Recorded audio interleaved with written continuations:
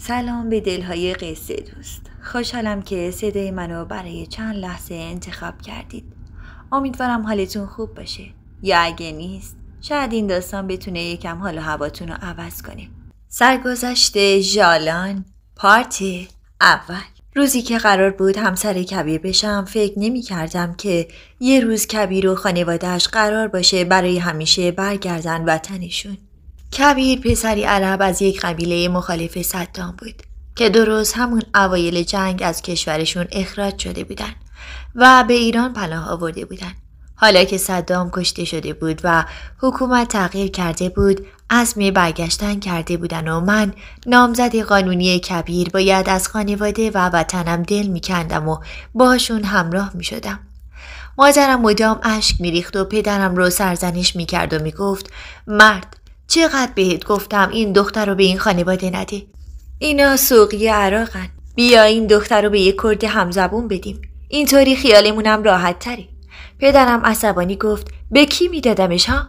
به برادرزاده بیکار خودم که هنوز برای نون دستش جلوی کاکم درازه؟ یا به خواهرزاده معتاد تو؟ و مادر بعد از هر بار بحث شروع به گریه و زاری میکرد و میگفت ژالان رولا، من تو رو به کی بسپرم؟ چطور پاره جیگرم رو بفرستم عراق؟ بین یه عده که نه میشناسی و نه زبونشونو میفهمی. خانواده کبیر رو کاملا میشناختیم. از همون اوایل که به ایران اومده بودن توی محله ما ساکن شده بودن.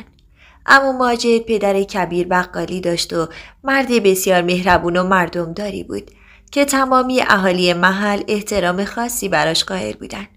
هاجر خانم مادر کبیر که بچه‌هاش او رو یوما صدا می‌زدن، زن سبزه و چاق و قد بلندی بود با عبای بلند و شال عربی که دور سرش میپیچید و چهرش کاملا متمایز و شناخته شده بود. اون که بعد از گذشت سالها که ساکن ایران بود هنوز لهجه عربیش رو داشت. گلیم میبافت و پا به پای عمو ماجد برای گذرون زندگیش تلاش میکرد. کبیر پسر ارشد خانواده و نور چشمی پدر و مادرش بود.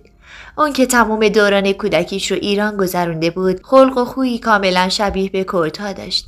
با ظاهری متفاوت و لباسهای محلی مردان کرد توی محل رفت و آمد میکرد. درس خونده بود و توی یکی از شرکت‌های اطراف شهر مشغول بود. از همون نوجوانی تغییر رفتارش و نگاه‌های متفاوتش رو درک کرده بودم و با دیدنش دلم میلرزید. همیشه قبل از رفتن به مدرسه توی حیاط منتظر میموندم و از گوشه در کوچه رو نگاه میکردم تا خروج من از خونه همزمان با عبور از کوچه کبیر باشه. هلما دختر کوچکتر عمو ماجده و همسن و سال و همکلاسی من بود، اما با هیچ کدوم از دخترای محله و همکلاسا صمیمی نبود. اما من همیشه توی کلاس نزدیکش می نشستم و تا شروع به صحبت می کرد گوشامو تیز می کردم که بفهمم آیا در مورد کبیر حرفی می زنه یا نه. و اینطور دوران پر التهاب نوجوانی من با عشق شروع شد. روزی که هاجر خانم که اهالی محل اونو بنابر عادت و گفته عمو ماجد ام کبیر صدا می زدن، به قصد خواستگاری خونه ما اومد. از خوشحالی سر از پا نمی شناختم. عمو ماجد بالای اتاق نشسته بود و با پدرم خوشوبش میکرد. ام کبیر بدن گوشتی و درشتش رو تکونی داد و گفت کاک کریم، ما امشب به نیت کار خیر و به قصد خواستگاری از ژالان اومدیم. کبیر منم مثل آراز پسر خودت. فکر کن میخوای پسر خودتو داماد کنی. ریش و قیچی دست خودت. هرچی که شما بگی به دیده منت قبول میکنیم و دستش رو روی چشمش گذاشت.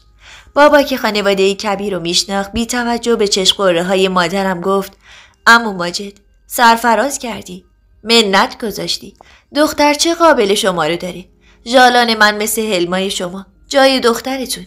اگه خودش حرفی نداشته باشه ما هم حرفی نداریم. و به همین سادگی پدرم جواب بله رو به خانواده کبیر داد. مامان اما از همون اول ناراضی بود و بهونه میگرفت. بی توجه به حضور عمو ماجد و پدرم گفت ژالان تنها دختر منه، عزیز منه، نمیخوام از جلوی چشمم دور بشه. شما عربین و رسوم خودتونو دارین و ما کرد و رسم و رسوم خودمون. میخوام ژالان تو همین محله و کنار خودم باشه. ام کبیر اخم نامحسوسی به چهره آورد و گفت زریان خانم، شما کرد و ما عرب، شما رسم و رسوم و ما سنت. مهم خوشبختی این دو جوونه. من خودم عروس قبیله شدم. خدا بیامرزه پدر ماجد رو که حرف خودش بود ولی هنوز زخم داغ سنت قبیله روی جیگرمه. مهم این دو جوونن که خوشبخت باشن، وگرنه کجا رو دارن برن؟ ما که اینجا تو مملکت غریب بی کس و کاریم. شما هم که شهر و دیار خودتونه. جای حرفی نمیمونه.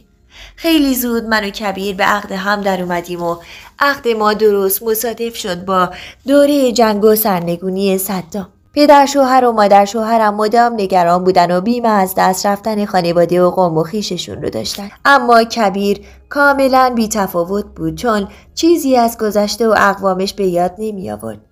کبیر مرد خوب و مهربونی بود، اما عشقش رو هیچ وقت به زبون نمی آورد.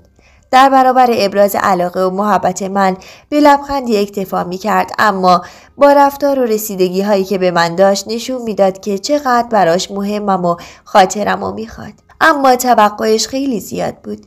ما کرد بودیم و بالطبع خانواده ها تعصبات خاص خودشون رو داشتن.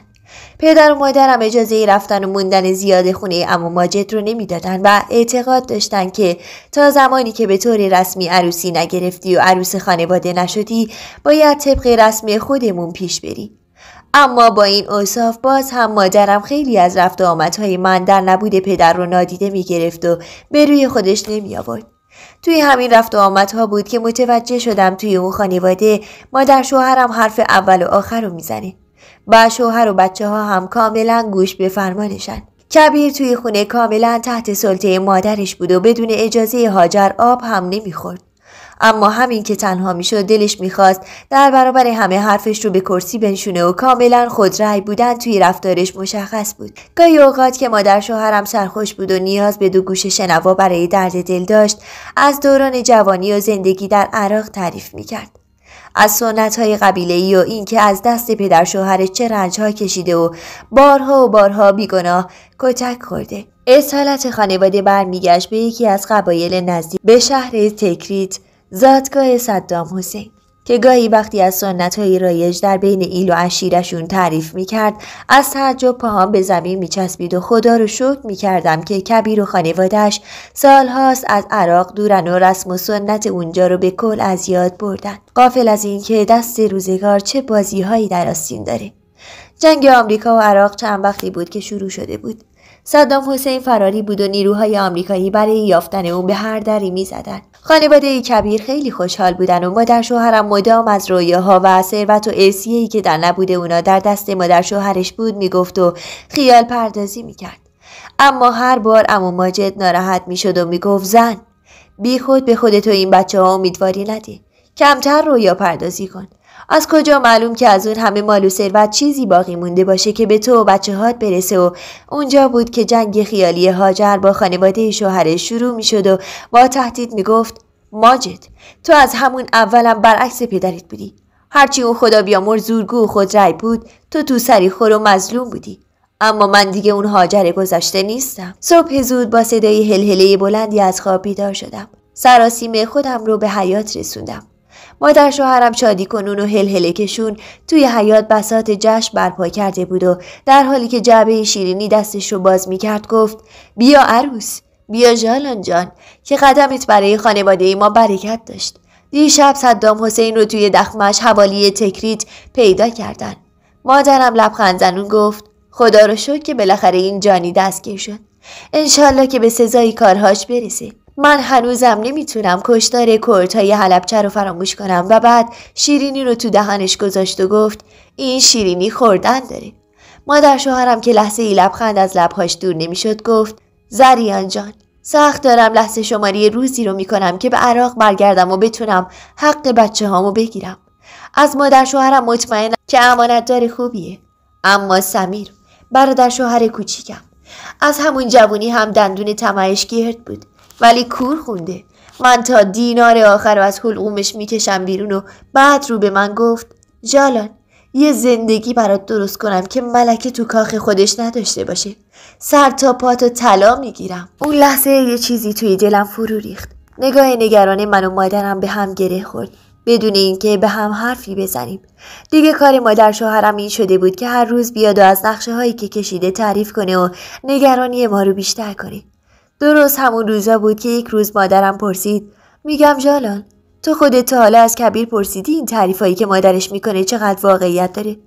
من اصلا فکر میکنم که خیلی داره اغراق میکنه. اصلا اگه اوضاع عراق رو برا بشه و اینا بخوام برگردن، ما باید چه خاکی توی سرمون بریزیم؟ تو هم که عهد کرده یه زن قانونی کبیری. مادرم با گفتن این حرف انگار که افکار منو به زبون آورد. چند وقت گذشت و مادر شوهرم مدام از زندگی رویایی توی عراق حرف میزد و خودش رو خانم ویلایی بزرگ و پرخدم و حشم میدید و چقدر امید به پیوستن رویاهاش به حقیقت رو داشت. ارتباط من و کبیر برخلاف تصورم یک ارتباط معمولی بود، نه اون ارتباط عاشقانه‌ای که انتظارشو داشتم. کبیر کم حرف بود و تا سوالی ازش نمیپرسیدی حرفی نمیزد. این کم حرفی و سکوت رو هم حتی توی خلوت 2 نفره خودمونم حفظ کرده بود. نمیدونستم چطور باید باهاش سر صحبت رو باز کنم و در مورد گفته های مادرش مطمئن بشم. کبیر در حالی که لیوان نوشابش رو سر میکشید گفت ببینم ژالان، مگه تو روزی که زن من شدی من خانزاده بودم، پول داشتم، ارث و میراث بهم رسیده بود، این سوالا چیه میپرسی؟ دلخور گفتم ببخشید اگه فضولی کردم. مادر تو هر روز میاد خونه ما و این حرفا رو تکرار میکنه. منم میخواستم بفهمم عراق چه خبره و چی داره که اینقدر ذوق و شوق مادرت برای رسیدن به خواسته هاش زیاده. ببخشید اگه سوال بی ربط پرسیدم. کبیر که متوجه دلخوری من شده بود گفت خب حالا ناراحت نشو. حرفای مادر منم خیلی جدی نگیر که مغلطه کردن عادتشه. کبیر اون روز توی رستوران این حرفا رو به من زد، ولی ای کاش همه چیز همونطور بود که اون میگفت. چند ماه از عقد ما گذشته بود و خانواده کبیر اصلا در قید و بند گرفتن عروسی نبودن. بابا دلخور بود و میگفت اینا انگار اصلا به فکر آبروی ما نیستن، انگار نه انگار عروس عقد کرده دارن. و وقتی هم که حرفاشون رو به کبیر انتقال میدادم حق به جانب میگفت عروسی شما هم که ماشاءالله عروسی نیست، لشکرکشیه، یهو 1000 تا مهمون میاد، این مهمونا پذیرایی ندارن، خرج ندارن، ما که سر جمع حساب کنی 50 نفر نیستیم. و همیشه ته این بحث به قهرهای چند روزه می انجامید. چند وقت بعد از این ماجرا و در کشاکش بحث عروسی که کبیر مدام از گرفتن جشن خالی می کرد و پدرم هم راضی نمی شد، دوباره با هلهله و شادی مادر شوهرم متوجه سرنگونی و اعدام صدام شدیم. با وصف ناآرامی و حضور آمریکایی ها در عراق هاجر خانم اراده کرده بود که به عراق برای دیدن خانواده‌اش بره. هرچی که عمو ماجد و کبیر مخالفت می‌کردند توی گوشش نمی‌رفت. تصمیم گرفته بود قاچاقی از مرز کردستان وارد عراق بشه و از اونجا خودش رو به ایل و قبیلش برسونه و اصرار داشت که حتما یا کبیر یا عمو ماجد همراهش باشن و مدام برای اینکه منو تحریک به تشویق کبیر برای رفتن به عراق بکنه توی گوشم میخوند ژالان از عراق که برگردم آنچنان خونه و زندگی و عروسی برات بگیرم که همه انگشت به دهن بمونن و مدام حساب و کتاب طلاهایی رو میکرد که پیش مادر شوهرش امانت گذاشته بود و قول گردنبند و گوشواره های سنگین به من میداد. دلم راضی به رفتن کبیر نبود. میدونستم رفتن توی این راه اون هم به طور قاچاق و در اوج نارامی و بمبگذاری های عراق کار احمقانه ای میتونه باشه. اما دندون طمع این زن به حدی گرد بود که حاضر بود از جون پسر و همسرش هم برای رسیدن به خواسته هاش مایه بذاره. دل توی دلم نبود. 1 هفته از رفتن کبیر و مادر شوهرم میگذشت و هنوز هیچ خبری از سلامتیشون نداده بودن. انقدر بیقرار بودم که اشکای مادرم رو هم در آورده بودم. مدام خودم رو سرزنش می‌کردم که چرا مانع از رفتن کبیر نشدم و عمو ماجد هم شب و روز زنش رو نفرین می‌کرد که پسر جوونش رو توی این راه پرخطر با خودش همراه کرده. بالاخره بعد از 10 روز کبیر موفق به یک تماس چند دقیقه‌ای شد و خبر سلامتیشون رو داد. دلم می‌خواست از خوشحالی پرواز کنم. دوون خودم رو به مغازه پدر شوهرم رسوندم و بهش اطلاع دادم.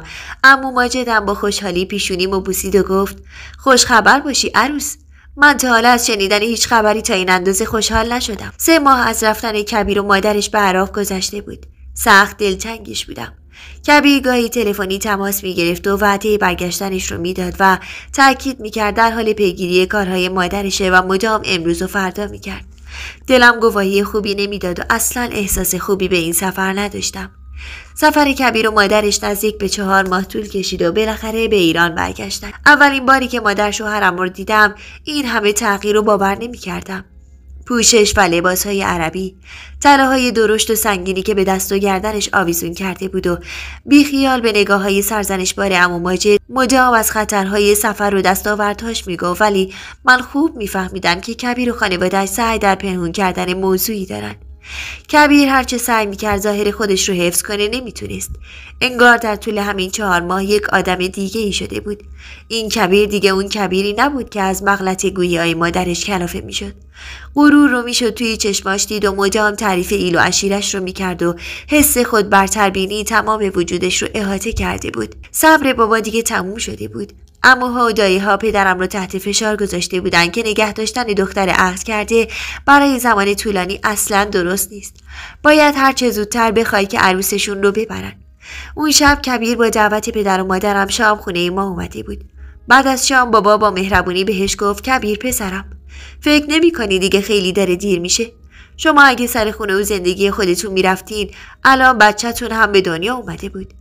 کبیر که هیچ وقت جلوی بابا سرش رو بالا نمی گرفت گفت چشم عمو جان، میدونم طولانی شده. این طولانی شدنم به خاطر تغییر برنامه زندگی منه. به هر حال بعد اون مسافرت طولانی شرکت عذرم رو خواسته و من بیکار شدم. ولی حتما تا چند روز آینده برنامه‌ام برای زندگی رو بهتون اعلام میکنم. کبیر از شرکت اخراج شده بود و من خوشخیال اطلاعی نداشتم. اون حتی به خودش زحمت نداده بود که به من اطلاع بده. فردای همون روز کبیر به قصد خرید دنبالم اومد و با هم بیرون رفتیم. تمام مدت رو حتی به من نگاهم نمی‌کرد. بالاخره جلوی پارک بزرگ حاشیه شهر ایستاد و گفت پیاده شو جالان، باهات حرف دارم. دلخور گفتم قرار بود بریم خرید.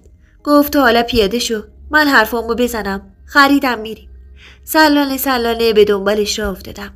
کبیر بدون مقدمه چینی دهن باز کرد و گفت ببینم جالان، این همه عجله برای عروسی چیه؟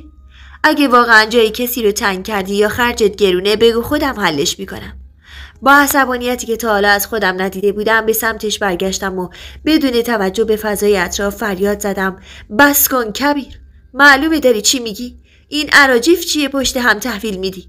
بهونه جدیدته؟ اصلا تو بگو این همه تفره رفتن برای نگرفتن عروسی برای چیه؟ تو چرا به من نگفتی از کار اخراج شدی؟ الان دست پیش گرفتی پس نیفتی؟ و به سرعت شروع به دویدن کردم. کبیر که خودش رو به هم رسونده بود دستم رو کشید و روی نزدیکترین صندلی نشست و گفت باشه بابا، حالا من یه چیزی گفتم، تو چرا درک نمی کنی؟ جالان اوضاع زندگیم به هم ریخته است. مادرم پاشو کرده توی یک کفش برگرده عراق، خودم بیکار. دیگه چیزی از حرفاش نفهمیدم و خیره به دهنش که بازو بسته میشد گفتم تو چی گفتی کبیر؟ کی برگرده عراق؟ کبیر از جاش بلند شد و گفت مادرم، خانوادم تصمیم گرفتن برگردن عراق. با صدایی که به سختی از گلوم خارج میشد گفتم پس تو چی؟ تو میخوای چی کار کنی؟ کبیر پف کلافه‌ای کشید و گفت من جزء اون خانواده نیستم به نظرت؟ بی اختیار اشکام جاری شدن و به حقیق افتادم و گفتم کبیر، تو اگه منو دوست نداشتی چرا اومدی تو زندگی من؟ چرا با زندگی من بازی کردی؟ کبیر تون به سمتم برگشت و گفت دیوونه ای جالان، این حرفا چیه میزنی؟ من اگه دوستت نمی داشتم، اگه به خاطر تو نبود، به حرف مادر و مادر بزرگم گوش میدادم و اصلا به ایران نمی اومدم. ما میریم عراق، تو هم زنمی و باید با هم بیه. فکر این که اینجا جات بذارم و هر فکر دیگه ای رو از مغزت بیرون کن. جالان اگه بدونی چه زندگی اونجا منتظرته، اصلا خودت میگی زودتر بریم. نگران دوری از خانوادت هم نباش، خودم میارمت ببینیشون باشه؟ شاکی گفتم کبیر معلومه چی میگی؟ من تو کشور غریب، جایی که حتی زبونش رو هم نمیفهمم، چی کار کنم؟ اصلا جواب خانوادم رو چی بدم؟ پدر و مادرم محال رضایت بدن. دوباره همون غرور و خودخواهی توی نگاه کبیر برق زد و گفت جالان تو همسر قانونی منی. پدر و مادرتم اگه بدونن قراره تو چه رفاهی زندگی کنی حتما موافقت میکنن. باید از خداشونم باشه. مامان با گریه به بابا گفت چقدر بهت گفتم نکن مرد. ما کرد، اینا عرب. الان باید چه خاکی توی سرمون بریزیم؟ دختر دسته گلم رو تقدیمشون کردی، الان میخوان برگردن عراق. محال من بذارم جالان رو ببرن. من نمیدونم میخوای چی کار کنی، ولی حتی اگه طلاقش رو گرفتی نباید بذاری ببرنش. بابا کلافه کتش رو روی دوشش انداخت و گفت زبون به دهن بگیر زن. الان میرم با ماجد حرف میزنم، ببینم چه خاکی باید تو سرم بریزم. و از خونه بیرون رفت. نمیدونستم چه کاری درسته. از یه طرف رفتم به عراق و خطراتی که میدونستم تو این راه وجود داره و روبرویی با قوم و قبیله‌ای که فقط تعریفشون رو از مادر شوهرم و کبیر شنیده بودم و از طرفی دوری از خانوادم و وطنم و عشق کبیر و نام مطلقه‌ای که اگه نمیرفتم توی شناسنامه‌ام میخورد. همه باعث شده بودن که قدرت تصمیم گیری نداشته باشم. بابا هم با عمو ماجد صحبت کرده بود و به هیچ نتیجه‌ای نرسیده بود.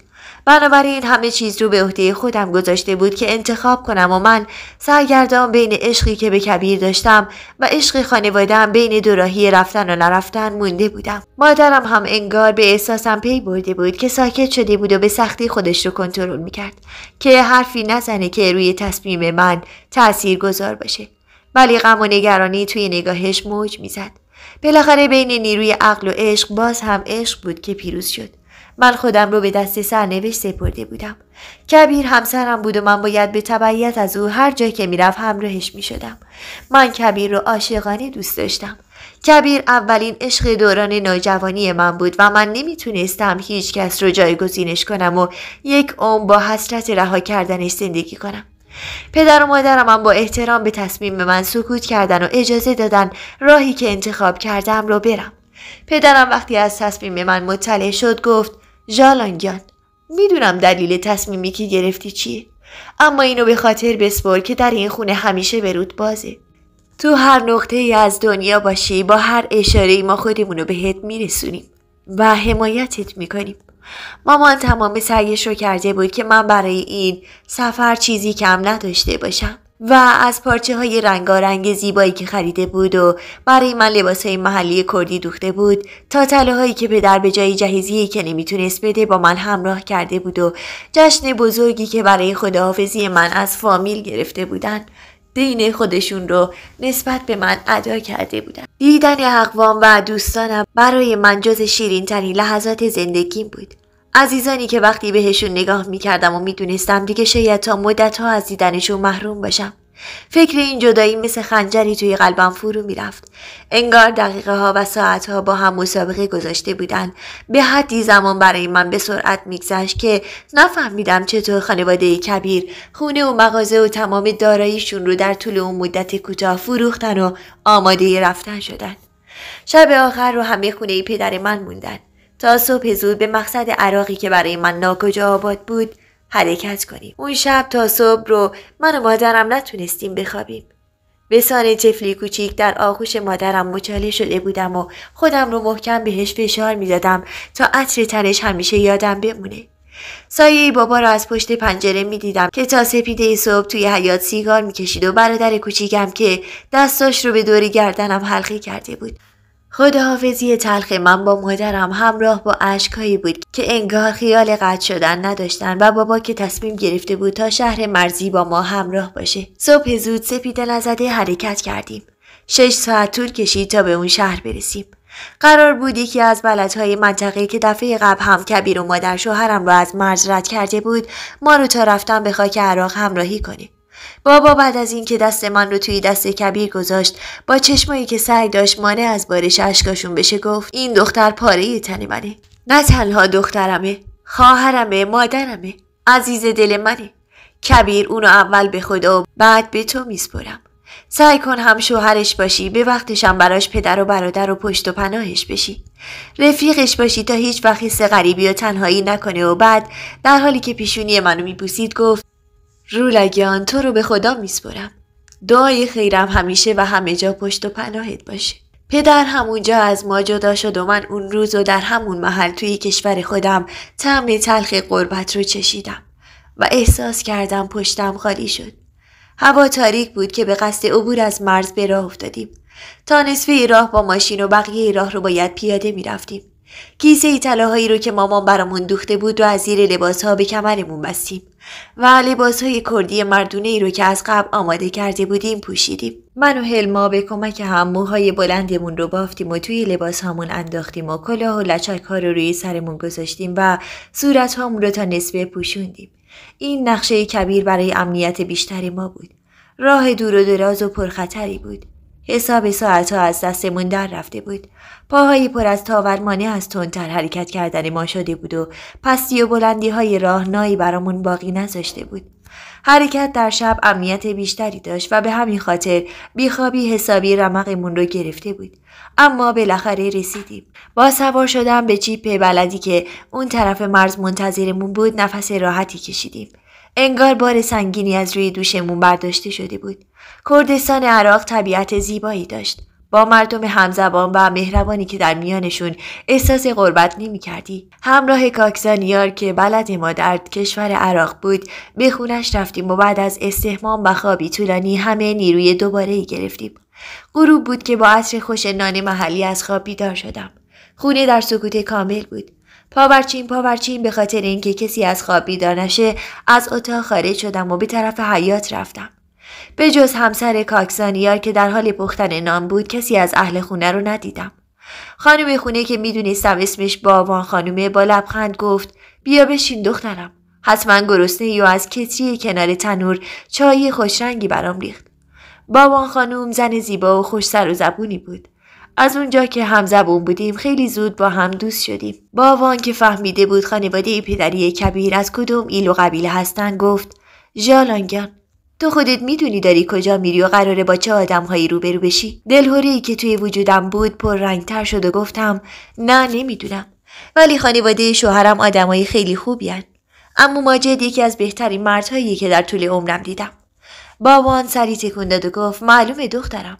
معلومه مرد خوبی و حتما دلیلی داشتن برای تبعیدش از عراق. ولی تو خوب گوش کن چون مثل دخترمی. به کردستان نگاه نکن. اینجا همه کرد و همزبونتن. از اینجا که بیرون بری با همه جور آدمی مواجه میشی. از شیعه و سنی تا بهایی و ایزدی و یهودی و مسیحی. عراق کشور پهناوریه با ایل و عشیره های مختلف.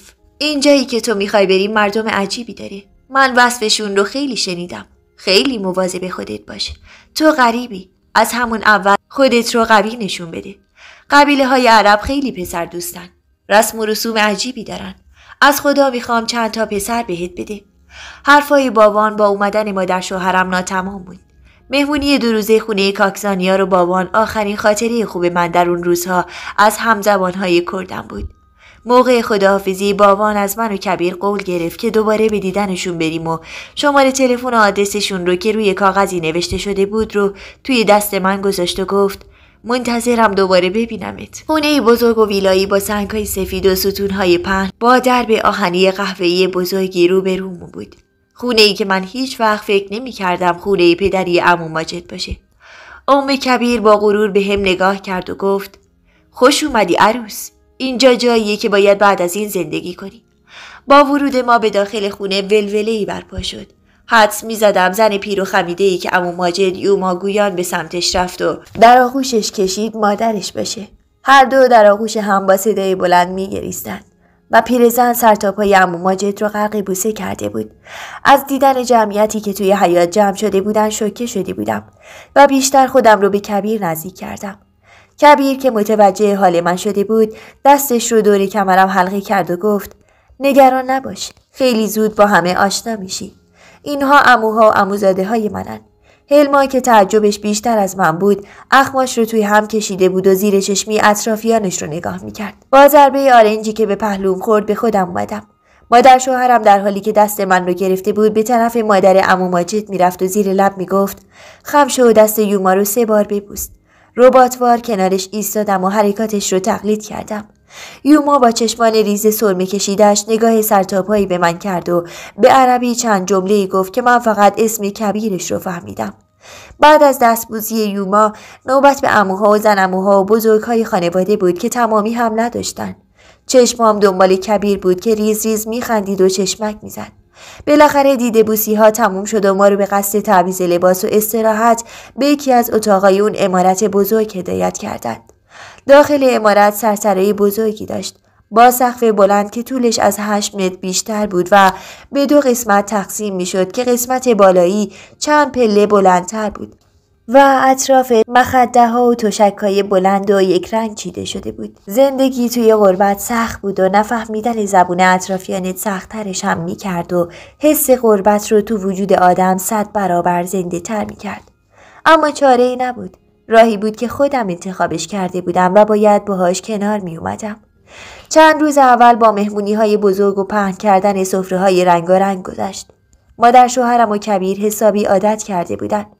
اما ماجد هم سعی می‌کرد خوددار باشه. فقط من و هلما مثل پرنده توی قفس احساس اسارت می‌کردیم و نمی‌تونستیم با افراد و فضای اطرافمون ارتباط برقرار کنیم و همین موضوع باعث نزدیکی ما به هم شده بود و لحظه‌ای از هم دور نمی‌شدیم.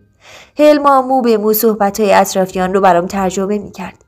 در بین عموزاده و عمه‌زاده چندین دختر جوانی مجرد بودن که سنگینی نگاهشون رو حس می‌کردم. اما تمام سعیم بر این بود خودم رو کاملا عادی و قوی نشون بدم. هنوز هم حرفهای بابان توی گوشم زنگ می‌زد. خیلی زود محل زندگی ما مشخص شد. تازه فهمیده بودم اون عمارت بزرگ و مجلل با وجود این حجم از جمعیت چطور همیشه تمیز و مرتبه. این عمارت فقط ویترین ساختمون و جایی برای پذیرایی از مهمانها و جمع شدن در مواقع خاص بود. پشت عمارت فضای بزرگی با چندین دستگاه ساختمان بود که بزرگترین اونها متعلق به یوما بود. هر خانواده‌ای توی خونه خودش ساکن بودن. ولی وعده‌های غذایی همه با هم توی خونه یوما جمع می‌شدن و نهار و شام در جمع صرف می‌شد. ما به عنوان تازه وارد عملاً آواره بودیم و خونه‌ای برای موندن نداشتیم. قرار بود تا آماده شدن 2 دستگاه خونه برای من و کبیر و خانواده پدر شوهرم توی خونه یوما بمونیم. یوما زن مرموزی بود. تمام اهل خونه گوش به فرمانش بودن و از اون حرف شنوی داشتن. مدام توی حرفاش اسم کبیر رو میبرد. نور چشمی شده بود و طبق گفته های هلما دستور داده بود که خونه‌ای در خور و شایسته برای کبیر ساخته بشه. طبق رسم اونا باید من تا گرفتن مراسم عروسی از کبیر دور میموندم و قرار بر این شد که کبیر کنار یوما و من و هلما توی یکی از اتاقا ساکن بشیم. شب از نیمه گذشته بود و هلما مدام پهلو به پهلو میشد و نمیخوابید. آروم طوری که صدامون از اتاق بیرون نره گفتم هلما بیداری؟ غلطی زد و روشو به طرفم کرد و گفت آره ژالان نمیتونم بخوابم. حدس میزدم علتش چی باشه ولی دلم نمیخواست بدونه که من فهمیدم. دستی روی موهای بلندش کشیدم و گفتم اگه میتونم کمکت کنم بهم بگو. من و تو مثل خواهریم. منم که دیگه به جز شما کسی رو ندارم. هلما کلافه روی جاش نشست و گفت ژالان اسامه پسرمو. دستم رو به علامت سکوت روی لبهام گذاشتم و گفتم هلما جان نمیخواد چیزی بگی. خودم از نگاهاش همه چیز رو فهمیدم. ولی حالا چیزی نشده که. تهش اینه که ازت خواستگاری کنن و تو جواب رد بدی. همه چیز تموم میشه دیگه. چشماش رنگ غم گرفت و گفت دلت خوشه ژالان. تو هنوز نه فامیل ما رو میشناسی و نه زبون ما رو میفهمی. من درست اینجا بزرگ نشدم. ولی یک عمر با پدر و مادری زندگی کردم که حرف شب و روزشون همین رسم و رسوم مسخره بوده. تو فکر کردی چرا بابا دلش نمیخواست برگرده به این خراب شده؟ به خاطر همین سنت‌های بیجا.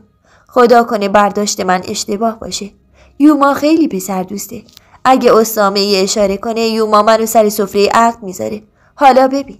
با اینکه از رسم و رسوم این قبیله اطلاع زیادی نداشتم اما مطمئن بودم که دقیقاً همین اتفاقاتی که هلما پیش بینی میکنه اتفاق خواهد افتاد. خودم بارها متوجه نگاه کثیف و دریده اسامه به هلما شده بودم. 4 ماه از اومدن ما به عراق میگذشت. کما بیش به شرایط موجود عادت کرده بودیم. من تا حدودی به زبان عربی آشنا شده بودم و تقریباً معنی حرفاشون رو میفهمیدم. لباسهای کردی من کم کم به پیراهنهای بلند عربی تبدیل شده بودن چون یوما لباس عربی رو میپسندید و چند پیراهن و عبای عربی به من هدیه داده بود و مادر شوهرم مدام گوشزد میکرد که برای رضایت خاطر یوما از اونا استفاده کنم. مادر شوهرم هم در طول این مدت حسابی عوض شده بود. دیگه مثل قبل رفتار ملایمی نداشت. با لباسها و طلاهای پرزرق و برقی که به خودش آویزون کرده بود در جایگاه عروس بزرگ خانواده به بقیه جاریها فخر میفروخت و با ارتباط خوبی که با یوما داشت به نفعی دست راستش شده بود و همین امر موجب شده بود بقیه ازش فاصله بگیرن. من گاهی عمق نفرت رو توی نگاه بقیه در مواجهه با مادر شوهرم دیده بودم. من و کبیر از دوری هم رنج میکشیدیم. انگار زرق و برق این زندگی خیلی زود برای کبیر عادی شده بود و هر دو بی‌صبرانه منتظر تکمیل ساختمان و شروع زندگی مشترکمون بودیم. گاهی شبها بعد از به خواب رفتن یوما و اهل خونه پاورچین از اتاقهامون بیرون میزدیم و در گوشه خلوت رفع دلتنگی میکردیم. در این میون هلما بیشتر از همه ناراحت و بی‌تاب بود و فقط به من اعتماد داشت و با من درد دل میکرد. قضیه اسامه جدی شده بود و او هر دفعه به عناوین مختلف خودش رو به هلما نزدیکتر میکرد و آخرین بار که هلما رو تنها توی مطبخ دیده بود به بهونه اونو لمس کرده بود و همین باعث نفرت بیشتر هلما از اون شده بود و متاسفانه با شناختی که از کبیر داشت جرأت اعتراض یا علنی کردن ماجرا رو نداشت و همین باعث شده بود که اسامه گستاخ‌تر بشه و به خودش اجازه پیشروی بده. تا جایی که هلما لحظه ای از من جدا نمی‌شد و من نمیتونستم برای دقایقی کوتاه هم که شده تنهاش بذارم. اسامه 2 خواهر به نامهای ابتسام و اخلاص داشت. ابتسام خواهر بزرگتر مدام اخماش در هم کشیده بود و با کسی دمخور نمی‌شد. هرچه بیشتر با اخلاق و رفتار این خانواده آشنا می‌شدم، بیشتر پی به حقیقت حرفایی که مادر شوهرم در مورد برادر شوهر کوچیکش میگفت پی بردم. زندگی توی اون عمارت عجیب در جریان بود. عروس‌های خانواده که به جز زاد و ولد هیچ وظیفه دیگه‌ای نداشتن و اونا که کمی زرنگ‌تر بودن با سیاست خودشون رو به یوما نزدیک‌تر می‌کردن و توی چرخوندن امور خونه نظر می‌دادن. در تمام اون مدت من ندیده بودم هیچ کدوم از مردهای خانواده هنگام صرف غذا کنار زنش نشسته باشه. مردها توی این خونه خدایی می‌کردن و حرف اول و آخر رو می‌زدن و هیچکس اجازه سرپیچی از دستوراتشون رو نداشت. و من خوشحال بودم که عمو ماجد و کبیر جز استثناهای این خانواده‌اند. هرچند هر وقت کبیر کنار من می‌نشست یا لیوان آبی رو به دستم می‌داد، متوجه نگاه‌های تحقیرآمیز دیگران می‌شدم. کم کم پاییز از راه می‌رسید و کارهای بنایی ساختمان‌های ما رو به اتمام بود. من خوشحال از این که به زودی خونه خودم میرم هر روز با ذوق از دور نگاه میکردم و لذت میبردم. اون روز غروب بنا به عادت همیشه بعد از رفتن کارگرهای ساختمونی به طرف خونه رفتم. میدونستم کبیر اونجاست. معمولاً کبیر هر روز حوالی عصر منتظرم بود و من هر طور که شده خودم رو برای دقایقی کوتاه بهش میرسوندم. با احتیاط طوری که کسی متوجه رفتن من به سمت خونه نشه یکی یکی ساختمون‌ها رو دور میزدم. فاصله زیادی تا خونه خودمون نمونده بود که از دور زنی رو دیدم که دوون و به سرعت از ساختمون خارج شد. از روی عبای سیاه و این فاصله نمیتونستم بشناسمش، اما نزدیکتر که شد صدای حقیقش بلند شد و من از پشت دیواری که پنهون شده بودم صدای ابتسام رو شناختم. دیدن این صحنه تمام روح و روانم رو به هم ریخته بود. محکم سرم رو تکون دادم شاید این حجم از فکر و خیال از سرم بیرون بره. با تردید به سمت خونه نیمه ساز قدم برمی داشتم و دعا می کردم که کبیر تو ساختمون نباشه. کبیر در حالی که روی چند آجر وسط خونه نشسته بود دستاشو روی سرش حائل کرده بود و صورتش پنهون بود. به سختی تونستم خودم رو کنترل کنم. آروم به سمتش قدم برداشتم و اسمشو صدا زدم. کبیر هول شد، سرشو بلند کرد و گفت جالان تو خیلی وقت اینجایی؟ کی اومدی؟ توی چشماش خیره شدم و گفتم من همین الان اومدم. اما کبیر تو چته؟ اتفاقی افتاده؟ چرا این وسط با این وضع نشستی؟ بدون هیچ حرفی از جا بلند شد و به طرفم اومد و تنگ من رو در آغوش گرفت و در حالی که به طرف دیگه خونه هدایتم میکرد گفت بیا ببین امروز چقدر کارا پیش رفته. تا اونجا که تونستم از معماری ایرانی توی ساخت خونه خودمون استفاده کردم که تو زیاد احساس غربت نکنی. کبیر اون روز بحث رو عوض کرد، اما هرچی که میگفت من نه میشنیدم و نه درک میکردم. تمام حواسم پی ابتسامی بود که با گریه از ساختمون بیرون دویده بود. ناخودآگاه به رفتار و حرکات ابتسام و کبیر حساس شده بودم. ابتسام رو میدیدم که موقع صرف غذا و سر سفره دقیقاً جایی میشینه که به کبیر دید داشته باشه و کبیری که به عمد در مقابل چشمان اون برای من نزدیکترین جا به خودش رو انتخاب میکرد و طوری که از دید بقیه پنهون بمونه و ابتسام متوجه بشه سرگل غذای جلوی دست خودش رو توی بشقاب من میذاشت. نگاه پر از نفرت ابتسام و محبت‌های کبیر به من در مقابل اون لحظه شکم رو بیشتر به یقین تبدیل می‌کرد. کم کم زمزمه برگزاری جشن عروسی ما بلند شده بود. کار ساخت خونه به اتمام رسیده بود و کبیر تصمیم داشت زودتر وسایل مورد نیاز رو تهیه کنه. چند باری زمزمه رفتن به بغداد رو سر داده بود که هر بار یوما با عصبانیت مخالفت کرده بود و به خاطر وضعیت جنگ و آمریکایی‌هایی که شهرهای بزرگ رو به تصرف درآورده بودند و ناآرامی حاکم بر کشور خروج مردان خونه رو از روستا ممنوع کرده بود. روز جمعه بود. مطابق هر ماه مشاطه به خونه اومده بود و در حال اصلاح زنان عمارت بود. ظرف‌های حنا رو آب گرفته بود و دستیارش در حال حنا گرفتن به دست و پا و موهای یوما بود. مشاطه کارش که تموم شد قلم موی باریکی برداشت و شروع به کشیدن نقش و نگار روی دستهای زنان عمارت کرد. مادر شوهرم پاهای توپل بزرگش رو روی هم انداخته بود و از نوک انگشت پا مشغول نقش زدن بود. ذوق زده شده بودم. شنیده بودم نقش حنا رو فقط برای زنان شوهردار میزنن. با اشتیاق به زبان کردی به مادر شوهرم گفتم خیلی قشنگه. منم دلم میخواد دست و پامو نقش بزنم. کبیر اخمی کمرنگی کرد و در حالی که سعی میکرد کسی متوجه لحن صداش نشه گفت این آرایش مختص زن شوهرداری. مواظب باش که دیگه خواستت رو تکرار نکنی. فهمیدی؟ بی هیچ حرفی خودم رو کنار کشیدم و ادامه ندادم. هلما که متوجه دلخوری من شده بود خودش رو کنارم جا داد و گفت بی خیال جالان. زدن حنا برای اولین بار هم رسم و رسوم خودش رو داره. باید باکره نباشی. و بعد پف بلندی کشید و گفت این هم یه سنت احمقانه دیگه. کبیر ذوق زده به من نگاه کرد و گفت جالان چقدر این ابروهای باریک به صورتت میاد. چقدر زیبا شدی. دیگه طاقت لحظه دوری از تو رو ندارم. با ناراحتی گفتم خسته شدم کبیر. از این که نمیتونم ثانیه‌ای تنها باشم خسته شدم. من زیر نگاه‌های ریزبین یوما دارم آب میشم. من حس میکنم توی این خونه سربارم. اگه قرار نبود ما به این زودی عروسی کنیم پس چرا منو بلند کردی آوردی اینجا؟ کبیر اون روز حق رو به من داد و گفت باشه جالان. من امشب سر سفره شام مطرح میکنم.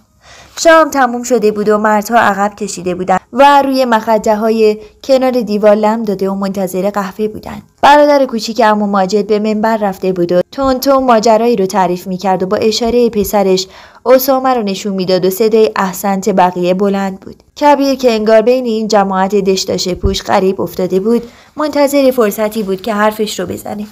به محض اینکه عموش فنجون قهوه رو به دهنش نزدیک کرد که گلویی تازه کنه گفت من میخوام جشن عروسیم رو برگزار کنم. خونم آماده است و مشکلی هم ندارم. همه مبارک گویان حرف کبیر رو تایید کردن. اما عموی کوچکتر گفت عجله ای نیست. ماجد برادر بزرگه و تو به عنوان پسر ارشدش باید جشنی در خورو به جا داشته باشی. اوضاع ناآرومه. امکان داره سران قبایل و اقوام برای اومدن به مشکل بر بخورن. بهتر این جشن عروسی بهار باشه. اخمای مادر شوهرم در هم رفت ولی جرأت نظر دادن نداشت. عمو ماجد که متوجه دلخوری خانواده شده بود صداشو بلند کرد و گفت جشن عروسی کبیر برگزار میشه. حتی اگه مهموناش فقط اهل امارت باشن. و حجت رو تموم کرد. یوما رنجیده بود چون کبیر بدون اجازه و مشورتش برگزاری عروسی ما رو مطرح کرده بود. سر ناسازگاری گذاشته بود و به هیچ صراطی مستقیم نمیشد. کبیر برای یوما خیلی عزیز بود و چیزی به روی اون نمی آورد اما مدام به مادر شوهرم کنایه می زد. اما دشمنی و کینه‌ای که از من به دل گرفته بود برام قابل هضم نبود.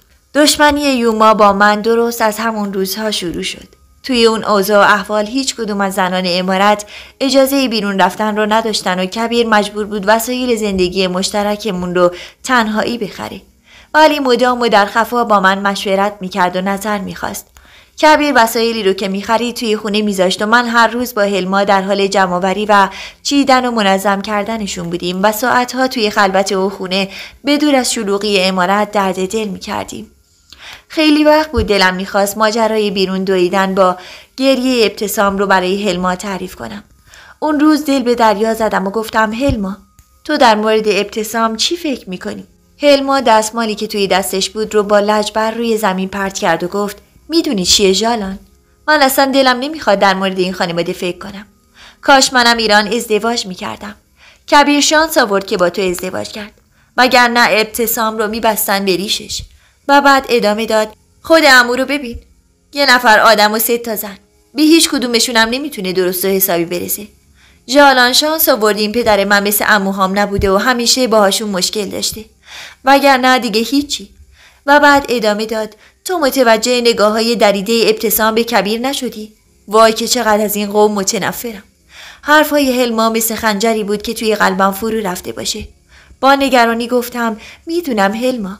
ترس خودم هم از همینه و بعد ماجرای گریه و بیرون اومدن از خونه ابتسام رو برای هلما تعریف کردم. هلما عصبی به طرف من برگشت و گفت معلومه چی داری میگی ژالان؟ الان وقت گفتن این حرفه؟ تو چرا همون روز به من نگفتی؟ این خواهر و برادر تا ریشه زندگی ما رو نخوش کنن ولکن قضیه نیستن. هلما درست میگفت. اذیت و آزارهای اسامه هم خیلی بیشتر شده بود. از هر فرصتی برای نزدیک شدن به هلما استفاده میکرد و به کابوس شبانش تبدیل شده بود. من و هلما مجبور بودیم برای جلوگیری از اختلاف و خونریزی تمام این حرفها رو توی خودمون بریزیم و دم نزنیم. با ذوق پیراهن سفید کردی که مادرم برای روز عروسی دوخته بود رو از چمدون بیرون کشیدم و رو به مادر شوهرم گفتم من لباس دارم. مادرم فکر اینجاشو کرده بود و لباس رو جلوی آینه گرفتم و گفتم هلما قشنگه. با فریادی که یوما زد به یک بار خنده روی لبهای هر دوی ما ماسید. عروس عرب لباس عرب رو میپوشه. از روزی که به خونه ما وارد شدی باید از یاد میبردی که تو یک عجمی. بیچاره کبیر که قرار پسرش رو یک عجم به دنیا بیاره. نه جرأتشو داشتم و نه به حدی زبان عربی رو خوب حرف میزدم که بتونم جوابش رو بدم. ناخودآگاه اشک از چشمام جاری شد. هلما کشون منو از اتاق بیرون برد. از صبح توی عمارت قلقله بود. مادر شوهرم که در طول این مدت چاق‌تر از قبل شده بود هیکل گوشتالودش رو تکونی داد و از جا بلند شد و رو به من گفت پاشو جالان، امروز خیاط میاد که لباسای مراسمو بدوزه. یک هفته جشن داریم. به عنوان عروس بزرگ باید بهترین باشی. در حالی که سعی می‌کردم ظاهرم رو حفظ کنم به دنبال مادر شوهرم به طرف اتاق یوما به راه افتادم. با ورود من به اتاق ولوله‌ای برپا شد. سلام عمه بزرگ کبیر شروع کرد به کل کشیدن. شعر عربی میخوند و زنها هماهنگ دست میزدن. زن قد کوتاهی که لباس نارنجی بلندی پوشیده بود سر و صورتش پر از خالکوبی‌های سبز و آبی بود و از متر روی شونش معلوم بود خیاطه. با خنده به طرف من اومد. کل بلندی کشید و در حالی که دست من رو گرفته بود به سمت بالای اتاق و کنار یوما می برد. به رسم همیشه برای دستبوسی جلوی پاش زانو زدم. یوما در حالی که سکه ای رو به پیشونی میزد بعد از گفتن چند کلمه حرف عربی سکه رو کف دست خیاط گذاشت. زن که چشماش از خوشحالی برق میزد من رو از زمین بلند کرد و همونجا شروع کرد به اندازه گرفتن و دستیارش اندازه ها رو یادداشت میکرد. پارچه های ساتن و مخملی که با رنگ های قرمز و زرد و سبز و سوزندوزی های براق طلایی چشم رو میزد روی زمین پهن بود. اما چشم من دنبال چشم های ابتسامی بود که برق نفرت توی اونا می درخشید. خسته از یک روز پردردسر همراه هلما به کنج تنهایی خودمون پناه برده بودیم و با زبان کردی اتفاقات و رفتارهای امروز رو موشکافی می کردیم. بحث داغمون در مورد ابتسام بود و کنایه هایی که زنمو بزرگتر به او مادرش زده بود و سن و سال دخترش رو به رخ کشیده بود و مادر ابتسام با اشاره به هلما گفته بود که بعد از سر و سامان دادن اسامه ابتسام رو عروس میکنه. هلما نگران گفت جالان ازت یه خواهشی دارم و اون اینه که تمام هوش و حواست رو جمع کنی که شب حنابندون وقتی که داماد دستمال بکارت رو تقدیم میکنه اون دختر مجرد من نباشم. با تعجب گفتم دستمالی بکارت چه صیغه‌ایه؟ چرا باید بدم به دختر مجرد؟ هلما جواب داد این هم از رسم و رسوم مسخره اینجاست. منم که اینجا بزرگ نشدم. مثل تو اولین عروسی عربه که میبینم. ولی شنیدم که عمه به دخترش میگفت زرنگی کنه و دستمالو از کبیر بگیره تا عروس بعدی خانواده باشه. حوصله فکر کردن به این سنت‌های عجیب رو نداشتم. خودم رو به دست سرنوشت سپرده بودم و تنها امیدم توی اون قربت اول خدا و بعد کبیر بود. طبق رسم عشیره 7 شبانه روز جشن بود. 7 شبانه روزی که باید تا شب 5 عروس و داماد همدیگر رو نمیدیدن و به همین علت کبیر از همون شب به خونه جدید رفت تا از من دور باشه. سخت بود، اما وقتی فکرشو میکردم که به زودی قراره برای همیشه کنار من باشه رنج دوری چند روزه رو به جون میخریدم. صبح روز بعد سپیده نزده با صدای همه اهل خونه از خواب بیدار شدم. مادر شوهرم به یک باره وارد اتاق شد و در حالی که سبد حصیری توی دستش بود گفت پاشو زود باش یوما نفهمه تا الان خواب بودی. دستی به سر و گوشت بکش که باید حموم عمارت سالن بزرگ کاشیکاری شده ای بود که اطرافش را سکوهای سنگی احاطه کرده بود. وسط حموم حوض سنگی بزرگی بود و دوش‌هایی که 4 گوشه حموم بودن. از روزی که به این عمارت پا گذاشته بودم تا به حال این مکان رو ندیده بودم. مادر شوهرم میگفت که فقط در اعیاد و مناسبت‌های خاص از این حموم که بی‌شباهت به حموم عمومی نبود استفاده میشه. به دستور مادر شوهرم بدون هیچ پوششی وسط حوض میانی حموم نشسته بودم. از چرم موهای بلندم رو شونه زده بودم که پریشون بشه و بتونه قسمت‌های بیشتری از تنم رو بپوشونه. مادر شوهرم و هلما سینی‌های بزرگ شیرینی و میوه رو آماده کرده بودن. به یک باره در حموم باز شد و تمام زنای اهل عمارت و چند نفری که نمیشناختم همراه یوما و پیرزنی که دف زنون شعر عربی میخوند وارد حموم شدن. از خجالت توی خودم جمع شده بودم. همه نگاه ها تن من رو میکاوید که عمه بزرگ کبیر ماشاءالله ماشاءالله گویان بقیه رو به کاری تشویق کرد برای استحمام. پیرزن عرب همچنان میزد و میخوند و بقیه لبخند زنون با صدای ضرب اون میرقصیدن و این میون تنها کسی که حضور نداشت ابتسام بود. بالاخره حموم طولانی عروسی تموم شد. چند مشاطه همزمان کار آرایش زنای عمارت رو انجام میدادن و زنهایی که همه صورتهاشون به خاطر استحمام طولانی گل انداخته بود و قرمز شده بود بعد از آرایش و پوشیدن لباسهای بلند سوزندوزی شده بیرون میرفتن. طبق رسم مشاطه قبل از شروع کار آینه گرد بزرگی رو جلوی ام کبیر گرفت. ام کبیر بعد از گذاشتن پول و سکه روی اون آینه رو روبروی من گرفت و در حالی که زیر لب ورد میخوند توی صورتم فوت میکرد. آرایش عربی غلیظ با تضاد رنگ زرد لباسم زیبایی خیره کننده‌ای به وجود آورده بود. پارچه بلندی رو روی صورتم کشیده بودم و در حالی که فقط جلوی پای خودم رو میدیدم با مشایعت مادر شوهرم به سمت سرسرای عمارت میرفتیم. 7 گوسفند یکی پس از دیگری جلوی پای من قربونی می شدن. جمعیت هلهله کنون به دنبال من حرکت می کردن. در بعد ورود باز هم یکی از زنان مسن‌تر پیش دستی کرد و در حالی که روبند رو از صورت من بر می داشت دستم رو از دست ام کبیر بیرون کشید و من رو به سمت یوما می برد.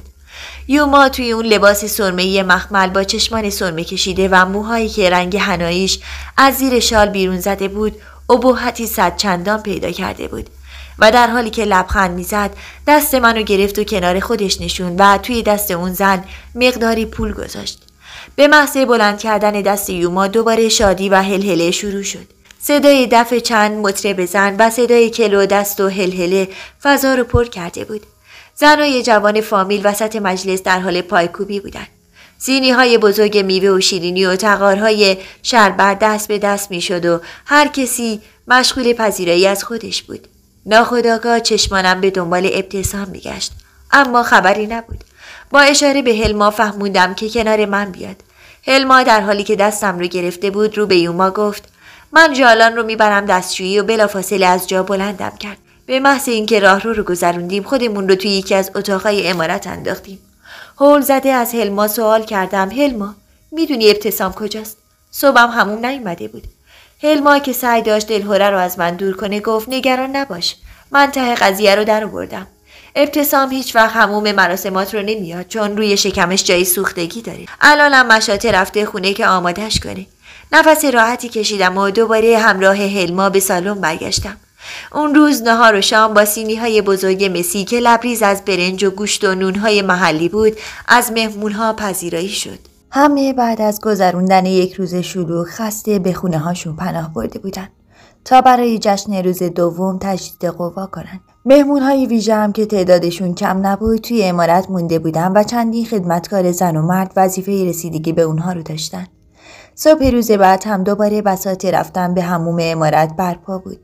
دوباره باز هم مشاطه و پذیرایی و دف و هلهله. اما امروز باید لباس سبز می پوشیدم و به اصطلاح روز طلا بود. روزی که باید خانواده داماد طلاهایی رو که برای پیشکش به عروس هدیه داده بودن به دست و گردنش آویزون می کردن. مادر شوهرم و یوما که کبیر نور چشمیشون بود به سنت قبیله برای عروسش کم نذاشته بودن و به حدی طلاهایی که هدیه داده بودن زیاد بود که احساس سنگینی می کردم. تاج طلایی روی سرم خوش می درخشید و کمربند طلایی که پدرم به جای جهیزیه همراهم کرده بود روی این لباس سبز با سوزندوزی های طلایی چشم هر بیرنده ای رو خیره می کرد. باز هم همون مهمان های دیروز ولی این دفعه به جای گوسفند گوساله‌ای قربانی شد تا نهار و شام مهمان ها باشه. روز دوم عروسی مهمان های ویژه‌ای داشت که همه از رئیس ایلات و قبایل اطراف بودند. اون روز پذیرایی مفصل تر بود و بعد از صرف شام مراسم هدیه دادن برپا شد. پیرزنی بلند قامت که دستها و صورتش پر از طرح خالکوبی بود وسط سالن ایستاده بود و صندوقچه‌ای طلایی جلوش روی میز قرار داشت. دفزن هر بار دف میزد و عده‌ای کل میکشیدن و اشعاری به زبان عربی میخوندن و هر کدوم از مهمان‌ها که بعدها فهمیدم بسته به شأن و مقامی که داشتن به ترتیب به وسط سالن می اومدن و بعد از نشون دادن هدیه هاشون که اکثرا هم طلا بود دستشون توسط همون بانوی وسط سالن بوسیده می شد و به جای خودشون برمیگشتن. در شهر من طلا یکی از مورد علاقه ترین زینت‌های زنان کرد بود و من همیشه در بین اطرافیانم زنی بدون کمربند و سنجاق طلا ندیده بودم. اما دیدن این مقدار طلا مثل رویا بود. زن اول عموی کبیر که مادر ابتسام بود به عنوان یکی از اقوام درجه یک که باید در صف زنان فامیل و کنار یوما می نشست، برعکس دیروز دور از همه و در جمع خانواده‌اش بود. این رفتار نابجا باعث عصبانیت یوما شده بود. اما یوما نمیتونست توی جمع عنوان کنه، ولی خشم توی نگاهش موج میزد و کاملا مشخص بود که لبخند ساختگی بر لب داره. اون شب بعد از مراسم روز دوم تو خونه یوما قلقله‌ای برپا بود. یوما عصبانی عمو حنیف پدر ابتسام و اسامه رو بر علیه زنش تحریک میکرد و عصاش رو میچرخوند و میگفت این زن اعتبار خانواده رو خدشه‌دار کرده. زمانی که باید برای دستبوسی توی صف میزبان باشه رو با خنده و حرکات تمسخرآمیز دورتر نشسته و برای تشکر از میهمان‌ها نیومده. زنمو که میدونست چه آتیشی برپا کرده با داد و فریاد سعی داشت خودش رو از مهلکه نجات بده. ابتسام که میدید اگه اقدامی نکنه مادرش از زدنها و اذیت‌های عمو حنیف در امان نمیمونه، خودش رو وسط انداخت و در حالی که دستاش رو حائل مادرش کرده بود گفت تشکر و دستبوسی برای عروس عربه. عروسی که اصالت داشته باشه، نه این غریبه که معلوم نیست از کجا اومده. به خاطر یک عجم مادر من رو اینطور آزار ندین. یوما عصبانی با عصا ضربه‌ای توی کمر ابتسام زد که من هم دردش رو احساس کردم. ابتسام همونجا وسط اتاق روی زمین افتاد و مثل مار از درد به خودش میپیچید. اما حنیف عصبانی چند لگد دیگه حوالی او مادرش کرد و از اتاق بیرون رفت. مادر شوهرم که کینه قدیمی و نفرت عمیقی به عمو و خانواده‌اش داشت لبخند پیروزمندانه‌ای زد و همراه من و هلما از اتاق خارج شد. 3 روز دیگه هم به همین منوال گذشت. هر روز حمام و مشاطه و اقوامی که میهمان شام و نهار عمارت بودن. دیگه کم آورده بودم. خسته به مادر شوهرم گفتم دیگه کی این عروسی تموم میشه؟ من دیگه کم آوردم. مادر شوهرم در حالی که لبخند معناداری میزد گفت فردا شب روز 6 باید به هجله برید و شب بعد مراسم حنا و انشالله بعدش عروس خونه کبیر میشی. هرچه بیشتر میگذشت بیشتر به رسومات عجیب این قبیله پی میبردم. در کردستان رسم بر این بود شب قبل از عروسی دست و پای عروس رو حنا ببندن و این مراسم به حنا بندان معروف بود. اما اینجا دختر باکره نباید حنا به دست و پاش میبست و این اجازه رو درست روز بعد از عروسی پیدا میکرد. روز 6 از صبح استرس شدیدی تمام وجودم رو گرفته بود. از یک طرف شوق دیدار کبیر رو داشتم و از طرف دیگه ترس خداحافظی از دنیای دخترونم نمیذاشت لحظه ای آرامش داشته باشم. تا جایی که من خبر داشتم اینجا از معاینات قبل ازدواجی که ایران رواج داشت هیچ خبری نبود و همین باعث شده بود از صبح افکار ضد و نقیضی مغزم رو احاطه کنه. شب بعد از جمع کردن بساط شام به رسم طایفه باید داماد برای دیدن عروسش به قسمت زنونه می اومد. زنها هلهله و شادی می کردن. عده‌ای می رقصیدن و بقیه با خوندن یک صدای اشعار عربی و دست زدنهای منظم سعی در هرچه با نشاط‌تر کردن مجلس داشتن. پارچه روبند تمام صورتم رو پوشونده بود. اما خوشبختانه این دفعه پارچه روزنه‌ای داشت که من میتونستم فضای اطراف رو ببینم. کبیر دست در دست عمو ماجد وارد سالن شد. از دیدن قامت ورزیدش توی اون لباس و سربند عربی که تا به حال ندیده بودم بپوشه قلبم شروع به تپیدن کرد. از نظر من این مرد قبله عالم بود و چقدر حس می‌کردم بیشتر از قبل دوستش دارم. کبیر با قدم‌های محکم و قامتی راست به طرف من قدم برمی داشت. مقابل من که رسید با گرفتن دستم از جا بلندم کرد و روبند رو از روی صورتم برداشت. چشماش برقی زد و بلافاصله لب‌هاش رو به پیشونیم چسبوند و پیشونیم رو بوسید. با این حرکت کبیر که گویا در میون این قوم کار تازه‌ای بود، صدای خنده و شادی و کل جووندرها بیشتر از قبل بلند شد و من به همراه کبیر روانه خونه‌ای می شدم که باید یک عمر در کنارش زندگی می کردم. بعد از شادی و رقص فراوان کبیر روبنده رو دوباره روی صورتم انداخت و دست در دست هم به قصد خونه جدید از عمارت بیرون زدیم. برخلاف انتظارم که فکر می کردم تنها باشیم، عده‌ای از زنان مسن فامیل همراهمون شدن و دفزن پیشا پیش حرکت می کرد و دف می زد. هجله عروسی برپا شده بود. در بدو ورود به خانه مادر شوهرم دستم رو از دست کبیر جدا کرد و خودش من رو به اتاق هدایت کرد. تشک بزرگی وسط اتاق پهن شده بود و 2 متکای گلدوزی شده روی اون بود. یوما در حالی که سینی بزرگ طلایی رو در دست داشت جلو اومد و من رو روی تشک نشوند و سینی رو روبروم گذاشت و گفت بردار عروس. دستم رو به طرف سینی دراز کردم و در حالی که فکر می‌کردم اون زنجیر گردن بند یا کمربند باشه به طرف کمرم گرفتم. یوما با صدای بلند و آمرانه فریاد زد این یک سربنده. طلسم داره. این سربند سالهاست بین عروس‌های بزرگ خانواده میچرخه. این سربند رو روی سرت بذار انشالله که خدا 7 پسر نصیبت کنه. و بعد از اتاق بیرون رفت. صبح روز بعد با صدای دف و کل از خواب بیدار شدم. کبیر زودتر از من اتاق رو ترک کرده بود. قبل از اینکه موفق بشم خودم را آماده کنم در باز شد و چندین زن با صدای دست و شادی و سینی‌های بزرگی که برای صبحانه آماده شده بودند وارد اتاق شدند. و بعد از اینکه سینی‌ها رو روی زمین گذاشتن شروع به رقص و پایکوبی کردند. مادر شوهرم دستمالی که نشان آبروی من بود رو توی سینی بزرگ طلایی گذاشت و دور اتاق میچرخوند تا جلوی یوما رسید. و یوما با دیدن نشان عفت من لبخند پررنگی زد و دستش رو به علامت تایید بالا برد و با این حرکت همه یک صدا شروع به خوندن شعری عربی کردند که بعدها فهمیدم این شعر در وصف عفاف و نجابت عروس خونده میشه. برعکس روزهای قبل من رو اون روز حموم نبردن. زمانی که علتش رو جویا شدم ام کبیر گفت به خاطر سلامتی عروس روز بعد هجله مراسم حموم برگزار نخواهد شد. طبق سنت باید لباس سبز می پوشیدم و مراسم حنا بندون برپا می شد. مطابق چند روز گذشته مراسم جشن و شادی برپا بود. کار مشاطه تمام شده بود و منتظر بودم که کبیر تا ورودی عمارت من رو مشایعت کنه. وسط عمارت چندین تشت طلایی که لبریز از حنا بودند قرار داده شده بود. روی حناها به طرز زیبایی تزیین شده و گرد چیده شده بودند. توی سینی طلایی وسط دستمال سفید عفت من همراه با تنگ طلایی و کاسه زرینی که با گل‌های قرمز تزیین شده بود خودنمایی میکرد.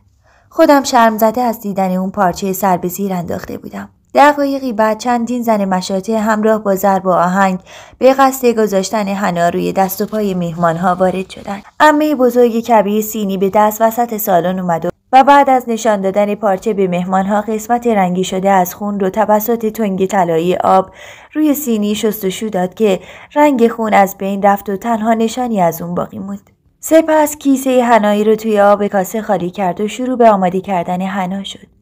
رسم عجیبی بود، اما سنت بر این بود که اولین بار حنا با آب غسل پارچه عفاف باشه و اون روز برای اولین بار دست‌ها و پاهای من با هنرمندی زنان مشاطه نقش حنا خورد. اون شب پایان یک هفته خسته کننده جشن عروسی بود. بعد از خداحافظی مهمونها هر کسی به خونه خودش رفت. سکوت مطلق فرمانروای اون عمارت بزرگ شده بود. من و کبیر خوشحال از این که بالاخره زندگی مشترکمون رو شروع کرده بودیم سر از پا نمیشناختیم و مدام برای خونه جدید و اتاق بچه هامون نقشه میکشیدیم و خستگی این چند روزه رو کاملا فراموش کرده بودیم، غافل از این که دست روزگار چه بازی هایی در آستین داره. رسم بر این بود تا 3 روز هر روز صبحونه آماده شده رو به خونه تازه عروس و داماد ببرن. این کار وظیفه دختران جوان و مجرد فامیل بود که سینی ها رو روی سرشون میذاشتن و با شادی و هلهله به سمت خونه عروس و داماد میرفتن.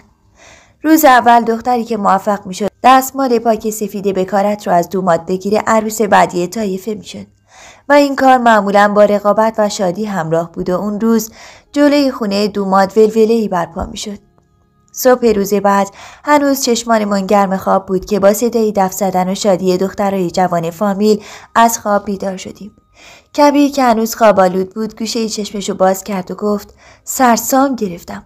اگه اینا گذاشتن ما یه روز استراحت کنیم. و سپس در حالی که به طرف سرویس بهداشتی میرفت گفت تو عجله نکن ژالان. بذار پشت در خودشونو بکشن.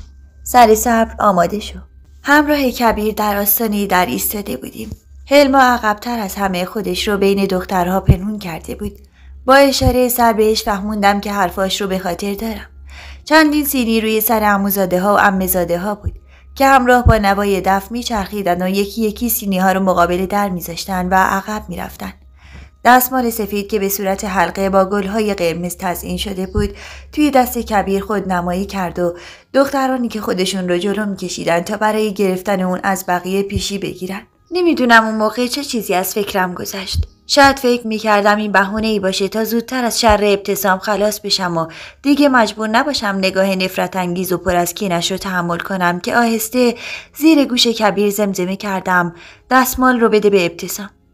تغییر حالت کبیر کاملا مشهود بود. اون که انگار از این پیشنهاد بعدش نیومده بود دستمال رو به سمت ابتسام پرتاب کرد و لحظاتی بعد دستمال سفید در دستان ابتسام بود و دختران ناامیدی که زیر لب پچ میکردن و هر یک به سمتی میرفتن. 3 ماهی از ازدواج من و کبیر میگذشت. زندگی به روال معمولش برگشته بود. طبق معمول وعده های نهار و شام خونه یوما صرف میشد. سلمان زنی که امور مطبخ رو عهده‌دار بود تصمیم گرفته بود به شهر خودش و کنار فرزندانش برگرده و تا پیدا شدن زن قابل اعتمادی دیگه هر روز یک خانواده از اهالی عمارت عهده‌دار امور مطبخ می شدن. کار سختی بود ولی اون روزی که نوبت خانواده عمو ماجد بود از صبح من و هلما و مادر شوهرم درگیر می شدیم و چون تعداد ما نسبت به بقیه کمتر بود فشار بیشتری بهمون می اومد که مثل همیشه عمه به دادمون می رسید و بهمون کمک می رسوند. اون روز طبق برنامه نوبت ما بود. همونطور که تکه های گوشت رو توی روغن سرخ می کردم با بویی که به یک بار بلند شد حالت تهوع شدیدی گرفتم و به یک بار از مطبخ بیرون دویدم. دست و پاهام سرد و کرخت شده بود و در حالی که مشت آب به صورتم می زدم همونجا وسط حیاط نشستم. مادر شوهرم و هلما خندون روبرو میستاده بودن و عمه در حالی که روی یک سینی ضرب گرفته بود کل میکشید. توی اتاق یوما دراز کشیده بودم. زن مامای عرب که پیرزن ریزنقشی بود دستش رو روی شکمم به حرکت در آورد و بعد از این که پلک پایینم رو به طرف بیرون کشید با لبخند به طرف یوما برگشت و گفت مبارکه، عروستون بارداره. اون شب شام به دستور یوما گوسفندی قربونی شد. همه خوشحال بودن و فقط زنم و ابتسام بودن که با تمام سعی که میکردن نمیتونستن ناراحتیشون رو پنهان کنن. کبیر سر از پا نمیشناخت و مدام در مقابل جمع لقمه کباب میگرفت و توی دهنم میذاشت و من شرم زده سرم رو به زیر مینداختم. بعد از شام قلیون‌های بلند عربی آماده شد و مردها مشغول کشیدن قلیون و صحبت بودن که ناگهان یوما با صدای بلند گفت از خدا میخوام به من فرصت بده که نمیرم و بچه کبیر رو ببینم. ولی این دوره همی علاوه بر جشن نوه‌دار شدن ماجد مناسبت دیگه هم داره. اسامه دومین نوه پسری منه و وقتش رسیده که براش آستین بالا بزنیم. یه چیزی ته دلم فرو ریخت و بلافاصله نگاهم رو به هلمایی دوختم که رنگ به صورت نداشت. یوما ادامه داد هیچ ازدواجی مبارکتر از ازدواج دخترم و پسرمو نیست. بچه‌ای که با این وسط به دنیا بیاد خون من توی رگ‌هاش جاریه. کبیر دلخور روش رو برگردوند و در حالی که دست من رو کنارش بودم فشار میداد گفت گوش نده به این حرفا. یوما به اینجای صحبتش که رسید گفت من امشب اسم اسامه رو روی هلما میذارم. انشالله که مبارکه. هلما رنگش به سرخی میزد و به سختی سعی میکرد که جلوی اشکاشو بگیره. به جز اسامه که چشماش از شادی میدرخشید ناراحتی و نارضایتی رو توی نگاه همه میشد دید. اما چه فایده که هیچکس قدرت مخالفت با یوما رو نداشت. به بهونه حال ناخوش از جا بلند شدم و رو به هلما گفتم هلما جان میتونی کمکم کنی بریم بیرون؟ دود قلیون داره خفم میکنه. و همراه با هلما از خونه بیرون زدیم. هلما در حالی که من رو تو بغلش گرفته بود مثل ابر بهار گریه میکرد و میگفت بدبخت شدم ژالن. دیگه هیچ راه فراری از این ازدواج ندارم. نمیدونستم چی بهش بگم که آرومش کنه. در حالی که خودمم به گفتم هیچ اعتمادی نداشتم پیشونیشو بوسیدم و گفتم گریه نکن خواهر من. خودم امشب با کبیر حرف میزنم. شاید اون بتونه کاری بکنه. کبیر اخماش رو توی هم کشید و گفت تو میگی من چیکار کنم ها؟ پدرم هم جرأت حرف زدن روی حرف یوما رو نداره. بعد کسی به حرف من گوش میده؟ تو فکر کردی من از این اسامه خیلی خوشم میاد؟ و بعد در حالی پشتش رو به من کرده بود خودش رو روی رخت خوابش انداخت و گفت کاش ایران مونده بودیم. کاش هیچ وقت به این خراب شده بر نمیگشتیم. کبیر هم حالی بهتر از هلما نداشت اما نمیتونست مخالفت کنه چون میدونست مخالفت با خواسته یوما عواقب خوبی براش در پی نخواهد داشت. و مدام تکرار میکرد چطور جگرگوشم و زیر دست این اخلاص از خدا بی خبر بندازم. هلما اما انگار دیگه هیچ احساسی نداشت. مثل یک مرده متحرک شده بود و هیچ حرفی نمیزد. فقط به گوشه خیره میشد و گاهی قطره اشکی از چشمش جاری میشد. با تمام خوشحالی اسامه و نارضایتی مادرش باز هم اونا یک قدم جلوتر از خانواده عمو ماجد بودن. زنمو خوب میدونست با عروس شدن هلما یک قدم از ام کبیر جلوتر میفته و ام کبیر مجبور میشه به خاطر آسایش و راحتی دخترش عقب نشینی کنه و طفلک هلما که باید عروس مردی میشد که نه تنها حسی بهش نداشت بلکه تا سرحد مرگ ازش بیزار بود. در چشم به هم زدنی مقدمات ازدواج اسامه و هلما فراهم شده بود و فقط مشکل خونه مونده بود که اون عمارت به حدی بزرگ بود که میشد چندین ساختمان دیگه اونجا بنا بشه و چون خانواده عمو حنیف از قبل هم به فکر بودن خونه اسامه نیمه ساز بود و چیزی تا اتمام کارش باقی نمونده بود. یوما عقیده داشت به خاطر همخون بودن و نسبت نزدیک هر دو خانواده نیازی به خواستگاری نیست و همه در حال تدارک مراسم عروسی بودند. شکم من روز به روز بزرگتر می شد. طوری که هر کس می دید فکر می کرد ماه 5 یا 6 بارداری رو می گذرونم.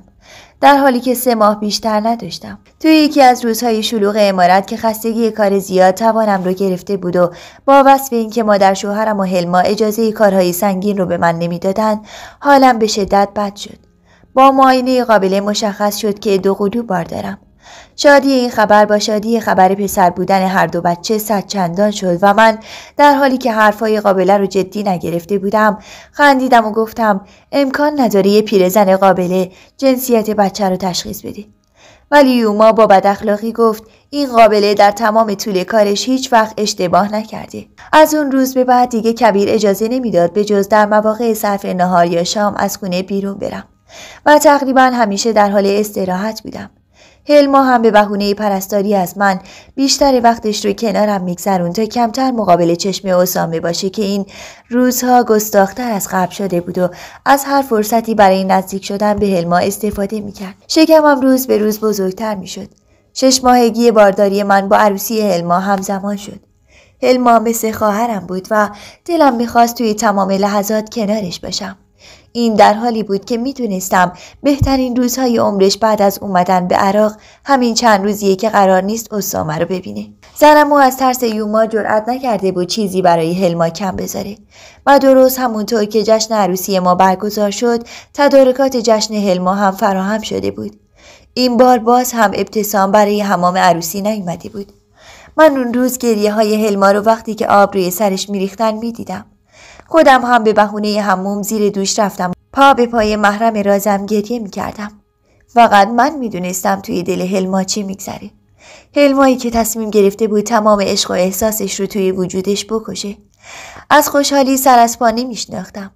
در حالی که هلما رو توی بغل گرفته بودم گفتم وجود تو همیشه برای من رحمت بوده. نگران نباش هلما جانم. محاله بذارم اذیت بشی. خودم مثل خواهر هوا تو دارم. همین که درست روز اول عروسی تو ابتسام توسط یکی از خانواده‌های سرشناس عرب پسندیده شده و قرار ازدواج کنه، یعنی این عروسی مبارکه. خدا رو چه دیدی خواهر؟ شاید یه روز اینقدر خوشبخت و عاشق شدی که هر دوی ما به این لحظه ها خندیدیم. فکر این که ابتسام قرار عروس بشه و برای همیشه از این عمارت بره شادی رو تا عمق وجودم پر کرده بود و مدام لبخند روی لبم بود و نمیتونستم خوشحالیم رو کنترل کنم. طفلک هلما که با تمام غمی که توی وجودش بود پا به پای من خوشحالی میکرد. 6 شبانه روز گذشته بود و هلما باید همراه اسامه به هجله میرفت. اون روز از صبح هلما رنگ برو نداشت و حتی آرایش غلیظ عربی روی صورتش هم نتونسته بود رنگ پریدگیش رو پنهون کنه. برخلاف رسوم که باید چندین زن سن بالا عروس رو تا هجله داماد مشایعت میکردن، یوما به من این اجازه رو داده بود تا همراه هلما باشم و سخت به من تاکید میکرد که آرومش کنم. اما انگار لرزش دندونهای هلما خیال توقف نداشت. لرزشی که صدای تق تق اون تا مدت‌ها همراه هم بود و کابوس شبانم شده بود. صبح روز بعد قبل از اینکه کبیر از خواب بیدار شه بلافاصله لباس پوشیدم و خودم رو به مطبخ عمارت رسوندم تا همراه جمع برای بردن صبونه روونه خونه هلما بشم. زنم و اخلاص با دیدن من ابروهاش رو توی هم کشید و روش رو برگردوند، اما از ترس یوما جرأت حرف زدن نداشت. سینی های گرد مسی لبریز از خوراکی های مقوی روی سر زنان عمارت گذاشته شد و همه با شادی و هلهله روانه خونه هلما شدن. دل توی دلم نبود و نگرانش بودم. اسامه با صدای دف و هلهله از خونه بیرون اومد و در حالی که لبخندش رو نمیتونست جمع کنه اونجا رو ترک کرد. با دیدن رنگ پریده هلما بند دلم پاره شد. هلما سر به زیر با چشمانی غمگین روی تشک نشسته بود و در برابر رقص و پایکوبی زنانی که دور حجله میچرخیدن هیچ عکس‌العملی نشون نمیداد. مادر شوهرش با چشمانی تیزبین دستمال بکارتش رو زیر و رو میکرد و وقتی که از خونین بودنش مطمئن شد دستمال رو روی سینی گذاشت و دور اتاق چرخوند. با پایان مراسم زنها یکی یکی خونه رو ترک کردند و فقط من و هلما منتظر مشاطه مونده بودیم تا برای جشن حنای اون روز آماده بشیم. با خروج مادر شوهر هلما که آخرین نفری بود که خونه رو ترک میکرد بلافاصله خودم رو به هلما رسوندم. بدون هیچ حرفی اونو در آغوش کشیدم. بغض هلما شکست و در حالی که سعی میکرد خودش رو از آغوش من بیرون بکشه پیراهنش رو بالا زد و پهلوی کبودش رو نشون داد و گفت ژالان، اسامه یه مریضه، یه دیوونه، اون حتی بلد نیست با یه زن چطور برخورد کنه. هلما به پهنای صورتش اشک میریخت و من دعا میکردم که زودتر به آرامش برسه. بساط حنا وسط سالن برپا بود و طبق رسم مشاطه ها در حال نقش حنا زدن برای عروس و مهمون ها بودن.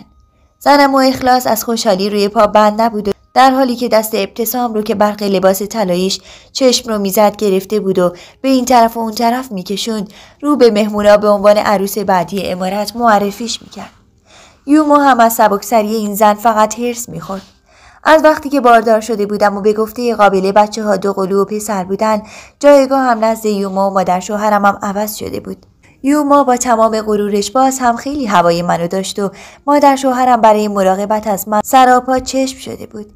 عروسی هلما هم با تمام خاطرات خوب و بدش تموم شد و زندگی روال عادی خودش رو پیدا کرده بود. هلما گاهی اوقات که چشم اسامه و مادرش رو دور میدید به دیدنم میومد. حرفی نمیزد اما نگفته هم پیدا بود که اصلا از زندگیش راضی نیست. رفت و آمدها برای خواستگاری از ابتسام به عمارت شروع شده بود. اما حنیف و زنمو از خوشحالی توی پوستشون نمی گنجیدن و ابتسام که انگار شاهکار کرده بود به زمین و زمان فخر می‌فروخت. خانواده عبید خواستگار ابتسام یکی از بزرگترین و سرشناسترین خانواده ها تو اون منطقه بودند. اونها مالک نخلستان‌های زیادی در غرب تکریت بودند و در عمارتی مجلل‌تر از عمارت ما زندگی می‌کردند. دایه و مردهای خانواده خوشحال از این وصلت به فکر اسم و رسم خودشون بودند. و زنمو که بهانه‌ای برای کنایه زدن به بقیه و مخصوصاً عمه و دخترهای مجردش پیدا کرده بود از شکستن دل کسی دریغ نمی‌کرد. دورا از طریق کنجکاوی‌های هلما فهمیده بودیم که زنمو به ام عبید گفته بود که ابتسام سوختگی جزئی روی شکمش داره و گویا ام عبید هم گفته بود که اشکالی در این وصلت نمی‌بینه. اما یوما به زنمو اخلاص هشدار داده بود که قبل از مراسم در مورد همه چیز با خانواده عبید صحبت کنند که خدایی نکرده بعدها مشکلی پیش نیاد. اما زنمو همه هشدارها رو به حساب حسادت گذاشته بود و حرفای دلش رو از طریق عمو حنیف که از قضا مرد زن صفتی هم بود به دیگران انتقال میداد. در ازدواج با غیر فامیل رسم بر این بود که بعد از اینکه عروس توسط مادر داماد پسندیده میشد یک شب مردان هر دو خانواده جمع میشدند تا در مورد وصلت و مهریه و شرط و شروط ازدواج صحبت کنند. اون شب هم قرار بود مردان خانواده عبید برای صحبت به عمارت بیان. از صبح همه در تکاپو بودند. سینی های بزرگ که با انواع و اقسام میوه های فصل پر شده بود. ظرف های شیرینی و تنک های شربت و قلیون های بلند عربی همه آماده پذیرایی از مهمون ها بودند. بعد از نهار یوما از همه خواست که برای مشورت و یکی کردن حرفاشون توی اتاقش بمونن، اما زنمو با اشاره چشم و ابرو به عمو حنیف فهموند که به بهونه اتاق رو ترک کنه و در حالی که خودش هم بیرون میرفت موزیانه میخندید و همین کار عمو و زنمو باعث قهر بقیه شد. یوما صداشو بلند کرد و گفت اخلاص چشم سفید، هر غلطی دوست داری بکن، دختر خودته، ولی به الله قسم اگه فردا روز مشکلی پیش بیاد اجازه نمیدم یکی از پسرهای من دخالت کنن. و زنمو شاد و خوشحال از این که حرفاش رو به کرسی میشوند حرف هیچ کس براش اهمیتی نداشت. اون شب مردها همه توی عمارت جمع شده بودن و هلما هم اومده بود تا من تنها نباشم. هر دو خوشحال حرکات زنمو و ابتسام رو تقلید میکردیم و قاه قاه میخندیدیم. کبیر در حالی که دستش رو به کمرش گرفته بود وارد خونه شد. و با تعجب قیافه خندون ما نگاهی کرد و گفت خوش به حالتون. من که از بس جلوی مهمونا خم و راست شدم دارم از کمر درد میمیرم. هلما با کنجکاوی گفت داداش چی شد بالاخره؟ کبیر بی خیال گفت انگار اومده بودن کنیز بخرن. اما همچه ارزون دخترش رو فروخت. کبیر هنوز حرفش رو تموم نکرده بود که در با صدای ضربه های بلندی کوبیده شد. هر سه سراسیمه بیرون دویدیم. برادر کوچکتر اسامه که از زن دوم عمو حنیف بود نفس زنون گفت پسرم و خودتو زود برسون و با سرعت و دوون دوون از اونجا دور شد. سپاسگزارم از اینکه تا پایان این ویدیو هم همراه هم بودید. ممنون میشم اگر تا پایان قسمت‌های دیگر هم همراه هم باشید. پارت دوم سرگذشت ژالان فردا شب.